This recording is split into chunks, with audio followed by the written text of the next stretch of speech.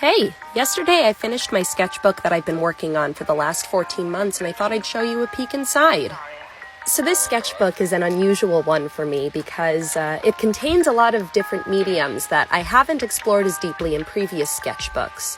Normally my sketchbooks are filled with pencil drawings, but for this one I tried to experiment a lot more with color, particularly through colored pencil and collage. It's also unusual because it contains a lot of works that feel more fully rendered than I would usually do in a sketchbook.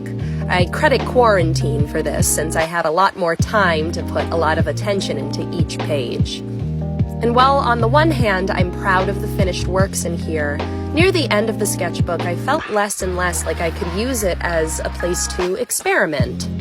Sketchbooks are a unique medium in that, while each page is a piece of art in its own right, the collection of pages as a unit also can exist as a cohesive work of art. And I don't know when this happened exactly, but I somehow got it in my head that each page of my sketchbook had to build on the previous one in some way.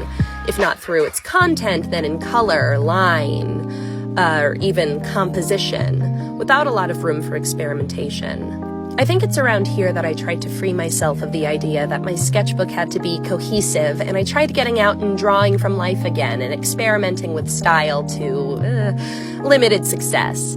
I struggled immensely, and looking at these pages, I just see a lot of inhibition. And it's around here that I moved from Washington, D.C. to New York. There are large gaps of time between these pages where I didn't draw at all because the idea of committing an idea to paper felt too daunting and like it wouldn't be good enough. I see a lot of anxiety when I look at these drawings. Which brings us to today.